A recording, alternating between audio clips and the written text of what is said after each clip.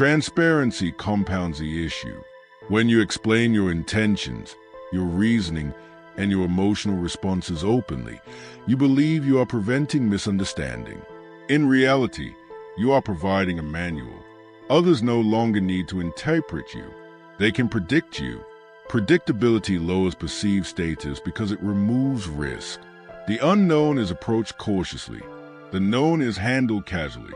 This is why restraint has always been associated with authority. Not because authority hides truth, but because it understands timing. A restrained person reveals only what is necessary. Their values are evident through action, not announced through confession. This creates ambiguity, and ambiguity commands respect. People tread carefully around what they cannot fully read. Moral exposure also distorts self-perception. When you believe that being good should protect you from mistreatment, every instance of disrespect feels personal and unjust. This creates internal conflict.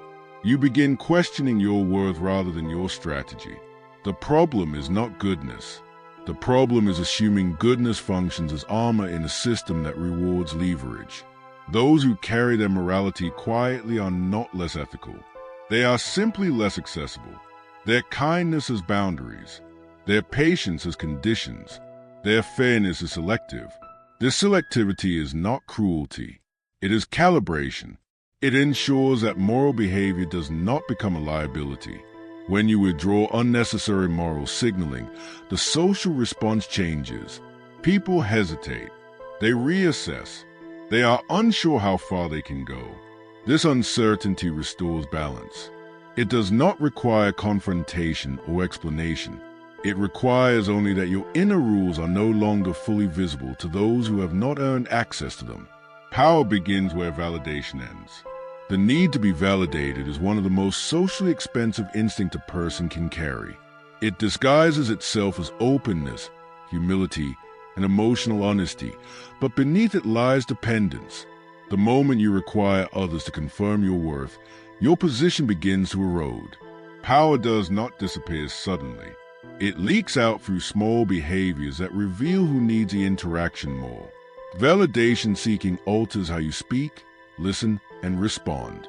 When approval matters, words are shaped to be agreeable rather than precise. Disagreement becomes softened. Truth becomes diluted. You begin managing reactions instead of asserting reality. The social mind detects this immediately. It recognizes when someone is adjusting themselves to maintain acceptance, and it places them accordingly. This is why people who seek validation often feel invisible. They speak, but their words pass through the room without weight. Not because the ideas are weak, but because the delivery carries an unspoken question. Is this acceptable? That question transfers authority to the listener. Once authority shifts, respect follows it. The desire to be understood is especially costly. Wanting to be understood seems reasonable, even noble. But socially, it communicates emotional exposure. When you invest heavily in being understood, you reveal that misunderstanding would harm you. Others sense this vulnerability and become less careful. They interrupt, dismiss, or reinterpret your words without concern, because the emotional risk is yours, not theirs. People with power are often misunderstood, and they tolerate it. This tolerance is not indifference. It is prioritization. They do not chase clarity because they do not require consensus to proceed. Their actions continue regardless of interpretation. This creates gravity. Others adjust themselves around that gravity rather than expecting it to adjust to them. Validation seeking also creates over-engagement. You respond too quickly. You explain too much. You correct minor slights immediately but inconsistently. These behaviors signal preoccupation. When someone appears preoccupied with how they are perceived, they appear internally unstable. Stability is one of the core foundations of respect. Without it, even competence is questioned. Another consequence of validation hunger is the inability to withdraw. Withdrawal is one of the most powerful social tools. When someone can disengage without resentment, they demonstrate autonomy. When someone cannot disengage without anxiety, they reveal attachment. Attachment lowers leverage. It makes you predictable, and predictability invites pressure. Power grows in the absence of explanation. When you stop narrating your intentions and defending your choices, you remove the need for agreement. Others may disagree, but disagreement loses its influence when it no longer alters your behavior. This quiet consistency unsettles people who rely on social negotiation to gain advantage. Validation seeking also distorts boundaries. You begin allowing behavior you would otherwise reject, simply to preserve connection. Each compromise feels small, but the pattern accumulates. Others learn that your boundaries are flexible when approval is at stake. Once learned, this knowledge is used, not maliciously, but efficiently. The end of validation seeking does not mean emotional coldness. It means emotional self-sufficiency. You no longer outsource your internal stability. You are no longer calibrated by applause or rejection. This internal closure changes everything. Your response is slow. Your words shorten. Your presence becomes denser. When validation ends, attention becomes selective. You invest energy where it is returned. You disengage where it is not. This selectivity communicates self-respect more clearly than any statement ever could. People respond to what costs them access, not to what asks for permission. Those who stop seeking validation are often accused of arrogance or detachment. This accusation is a projection. It comes from those who benefited from your previous availability. When access tightens, resistance appears. This resistance is not a sign of error. It is evidence that the balance has shifted. Once you no longer require others to confirm your value, interactions reorganize themselves. Conversations change pace. People listen more carefully. Some drift away. Others recalibrate their behavior. Respect does not need to be demanded because the conditions that made disrespect possible no longer exist. Every interaction is an assessment of expectation. Do you expect to be heard, or do you hope to be heard? This difference is subtle, yet decisive. Expectation carries stillness. Hope carries tension. When you enter a room with internal urgency, the body betrays it. Shoulders lean forward slightly. The voice rises at the end of sentences. Words arrive faster than thought. These microsignals announce uncertainty before a single idea is expressed. Self-positioning is not about dominance but about assumption. Those who are respected assume space rather than asking for it. They pause without apologizing. They speak without rushing to fill silence. Silence itself becomes a tool rather than a void to be escaped. When silence is comfortable for you, it becomes uncomfortable for others, and discomfort shifts power. One of the clearest signals of low positioning is over-explanation. The impulse to clarify every point, justify every choice, and preempt every possible misunderstanding comes from a fear of misinterpretation. But in social reality, clarity is not achieved through excess words. Authority is. When someone believes they must explain themselves to be accepted, they reveal that acceptance is their priority. The mind observing this instinctively assigns a lower position. Tone matters more than content. A statement delivered calmly is interpreted as fact. The same statement delivered with emotional charge is interpreted as negotiation. When your voice carries urgency, you invite response. When it carries neutrality, you set terms. This is why people who speak less are often taken more seriously. Their words arrive with weight because they are not attempting to prove their importance. Even listening behavior communicates position. Attentive listening can signal strength or submission, depending on posture and response. If listening is paired with stillness and selectivity, it conveys control. If it is paired with nodding, reassurance, and emotional mirroring, it conveys accommodation. The difference lies not in kindness but in balance. Power dissipates when you move emotionally toward others faster than they move toward you. The body also reveals whether boundaries are internalized or merely conceptual. Someone with internalized boundaries does not flinch when challenged. Their body remains stable. Their breathing does not change. Someone with theoretical boundaries react internally even if they say nothing. This reaction leaks through facial tension, micro-expressions, and altered posture. Others may not consciously notice, but their nervous system registers it. Self-positioning is reinforced through consistency. A single confident interaction cannot override a pattern of self-minimization. The mind trusts repetition over intention. If you alternate between assertiveness and retreat, the signal becomes incoherent. Incoherence invites probing. Probing invites disrespect. Clarity, even when quiet, closes doors. Many people attempt to correct disrespect by changing what they say without changing how they occupy space.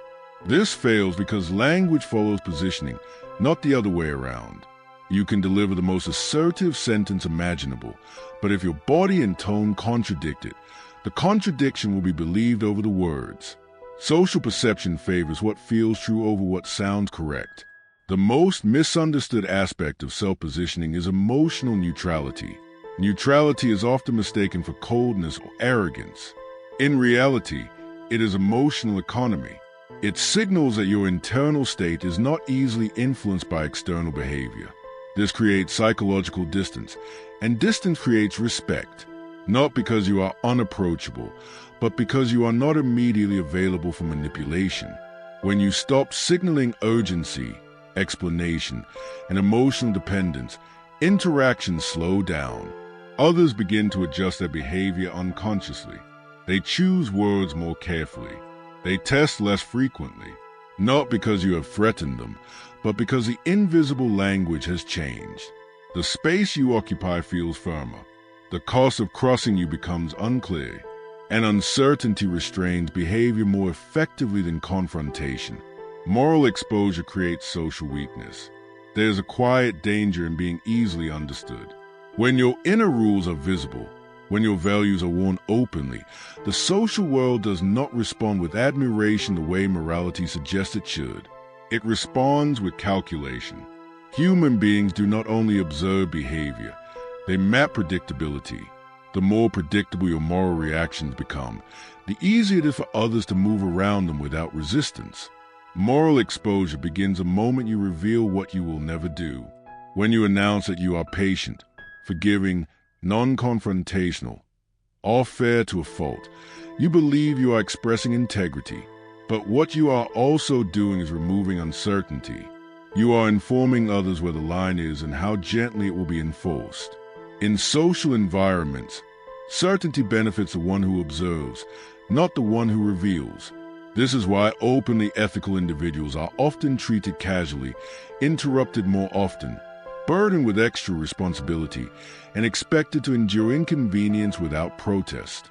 Their morality becomes a resource others draw from freely, not because people are cruel, but because systems naturally exploit what is reliable. When someone knows you will act decently regardless of treatment, they feel safe pushing against you. Guilt plays a central role in this dynamic. Guilt makes a person self-regulating. They police their own behavior before others have to. From the outside, this appears cooperative. From the inside, it feels exhausting. And from the perspective of power, it is a liability. A person guided strongly by guilt requires no external pressure.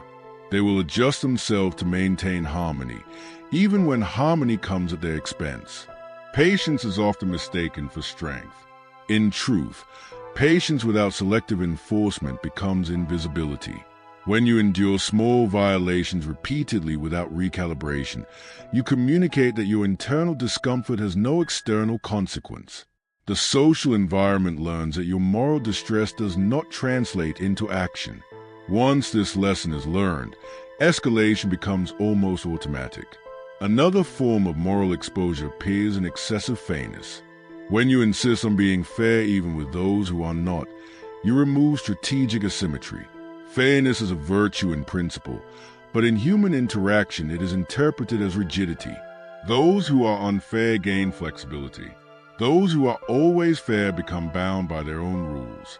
Others learn this and exploit the imbalance, often unconsciously. What if the reason people disrespect you has nothing to do with them, and everything to do with what you're unconsciously broadcasting? In this video, we're going to solve one brutal problem. why people feel permitted to treat you poorly, and how that permission is silently given without you ever saying a word. Disrespect is a reaction, not a decision. Disrespect does not begin as an intention. It begins as a response. Long before a word is spoken or a boundary is crossed, the human mind has already made a silent calculation. This calculation is not moral, and it is not conscious. It is instinctive. People continuously scan their environment to understand who enforces limits, who tolerates discomfort, and who absorbs pressure without consequence. Disrespect emerges when that scan returns a specific result. Most people believe they are disrespected because others are rude, insecure, or malicious. This belief protects the ego but blinds the mind. In reality, repeated disrespect is rarely about personality clashes. It is about positioning. Human interaction is governed by an unspoken hierarchy, and that hierarchy is adjusted moment by moment through behavior. When someone interrupts you and you continue speaking more softly instead of stopping, a signal is sent. When sarcasm is aimed at you and you respond with nervous laughter, another signal is sent. When your time is wasted and you remain agreeable, the signal becomes clearer. The mind of the observer does not label these moments as kindness or patience. It labels them as tolerance, and tolerance without consequence is interpreted as permission. This is how disrespect forms its foundation. It is not created in dramatic confrontations, but in small, forgettable moments where nothing happens in response to a violation. Each moment teaches others what they can do next. The most dangerous aspect of this process is that it feels invisible from the inside. You may believe you are being calm, mature, or emotionally intelligent. You may tell yourself that reacting would be petty or beneath you. But social reality does not operate on intentions. It operates on patterns. When a pattern of non-response is established, the mind around you adapts. People escalate not because they want to harm you, but because escalation feels safe. Disrespect grows where consequences are absent. The human psyche is deeply sensitive to feedback. It tests limits the way water tests cracks in stone. Not aggressively at first, but persistently. A slight delay in responding, a subtle dismissal, a casual joke at your expense. If these actions are met with neutrality or self-suppression, the mind concludes that there is no cost. And where there is no cost, behavior expands. This is why respect cannot be demanded verbally. The moment you say, "Don't disrespect me," you reveal that disrespect has already occurred and that it went unchecked long enough to require a declaration. Respect, when it exists, is felt before it is spoken. It is a result of consistent feedback that communicates one message. Certain behaviors do not pass through me. People who are rarely disrespected are not louder, crueler, or more dominant by nature. They are simply clearer. Their reactions are proportional but immediate. They do not overreact, but they also do not absorb violations silently. Their presence carries a quiet resistance. This resistance does not come from anger. It comes from self-possession. When you remove immediate feedback from interactions, others are forced to rely on assumption. An assumption always favors the path of least resistance. If someone senses that challenging you requires energy, attention, or risk, they hesitate. If challenging you feels effortless, they proceed. This is not a flaw in human nature. It is its structure. Many people confuse emotional control with emotional suppression. Control is visible. Suppression is silent. Control communicates choice. Suppression communicates fear of disruption. Others can feel the difference even if they cannot explain it. A person who controls their emotions remains grounded when challenged. A person who suppresses them appears pliable. The first commands respect. The second invites testing. Disrespect, then, is not an attack. It is feedback. It reveals how others perceive your boundaries, your self-valuation, and your tolerance for imbalance. When disrespect repeats itself across different environments and different people, the pattern is not external. It is internalized behavior playing out in public. This understanding is uncomfortable because it removes the comfort of blame. It forces a confrontation with the signals you send without awareness, but it also returns power. If disrespect is a reaction, it can be changed by altering what others react to, not through speeches, not through moral appeals, but through consistent behavioral correction. The moment you stop absorbing what should be resisted, the environment recalibrates. The people who relied on your tolerance grow uncertain. The ones who depended on your silence lose footing. And the hierarchy shifts, not because you demanded it, but because you no longer provided conditions that allowed disrespect to exist. The invisible language of self-positioning. Before words are exchanged, a verdict is already forming. Long before logic enters a conversation, the human mind reads posture, rhythm, pace, and restraint. This silent reading determines how much weight your words will carry once they finally appear. Social power is not communicated through declarations of confidence, but through the invisible language of self-positioning, a language spoken continuously and interpreted instantly.